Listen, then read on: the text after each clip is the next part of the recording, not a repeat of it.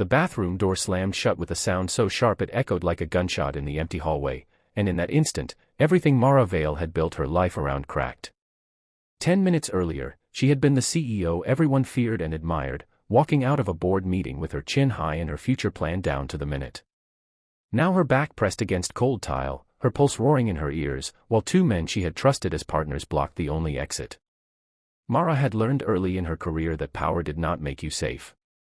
As a young woman climbing a ladder built mostly by men who resented her presence, she'd endured whispered jokes, icy smiles, and meetings where her ideas were stolen and repackaged.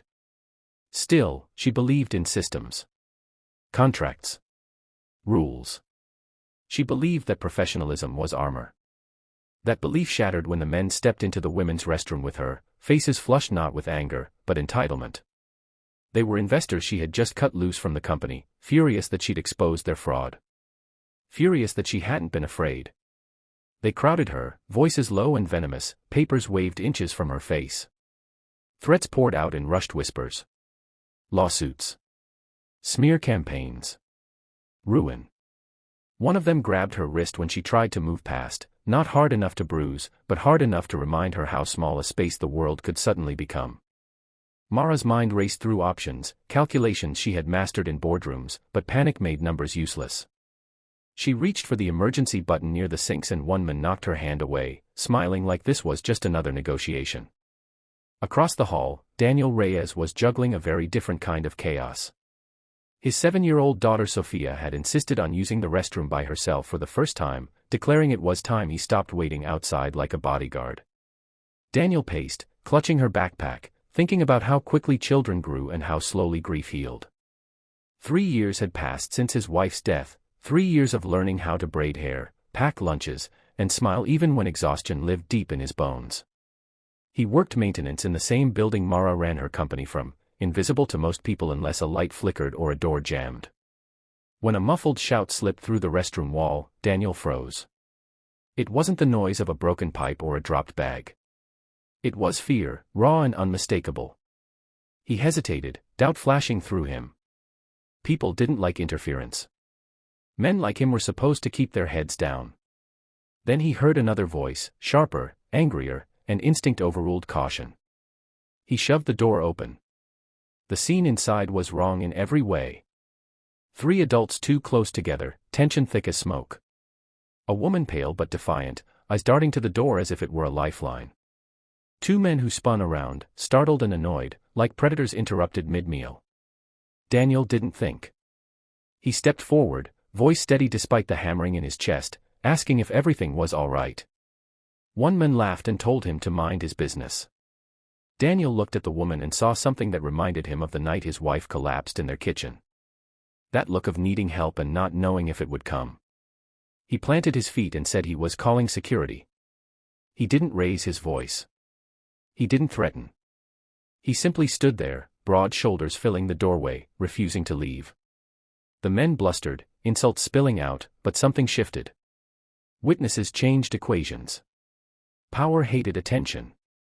When Daniel pulled out his phone and started dialing, their confidence cracked. They hissed final threats at Mara and brushed past Daniel, leaving the restroom in a storm of expensive cologne and wounded pride. Mara slid down onto the bench by the sinks, hands shaking now that the danger had passed. Daniel hovered awkwardly, unsure what to say, more used to fixing things than talking about them. He asked if she was okay, and the simplicity of the question nearly broke her. She nodded, then surprised herself by laughing softly, a sound halfway to a sob. Security arrived moments later, statements were taken, and protocols followed, but all Mara could think about was how close she'd been to facing that alone. In the days that followed, challenges stacked up fast. The investors made good on their threats, leaking half-truths and filing lawsuits designed to drain time and money. Headlines questioned Mara's leadership. Board members urged her to settle quietly. Every step forward felt like pushing against a tide that wanted to drag her under. At night, sleep wouldn't come. The bathroom's cold tiles haunted her dreams. Daniel faced his own struggles. Word of the incident spread, and while some praised him, others warned him he'd put his job at risk by confronting powerful men. He worried about Sophia, about keeping his fragile stability intact. Standing up had been instinctive, but but consequences lingered long after adrenaline faded. Their paths crossed again when Mara insisted on finding him. She asked facilities to send the men who had helped her, and when Daniel stepped into her office, he nearly turned around. The space was all glass and steel, a world away from his daily routine.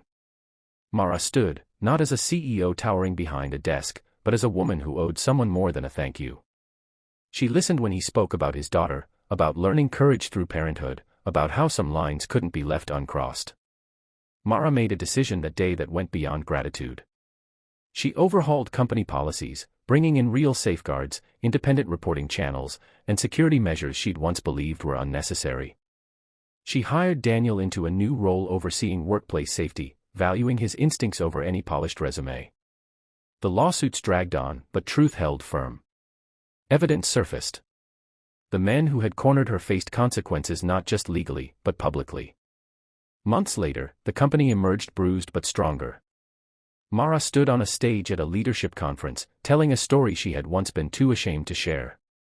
She spoke about vulnerability as strength, about the danger of believing success made you untouchable, and about the quiet heroism of ordinary people who chose to act. In the audience, Daniel sat beside Sophia, who waved enthusiastically, proud beyond words. The moment that changed everything had lasted less than a minute in a tiled room meant for privacy and routine. Yet it rippled outward, reshaping lives and values. Mara learned that power meant nothing without people willing to protect one another. Daniel learned that courage could rewrite his own story as much as anyone else's. And together, in the aftermath of fear, they proved that the worst moment could still become the beginning of something good, if someone dared to step through the door instead of walking away.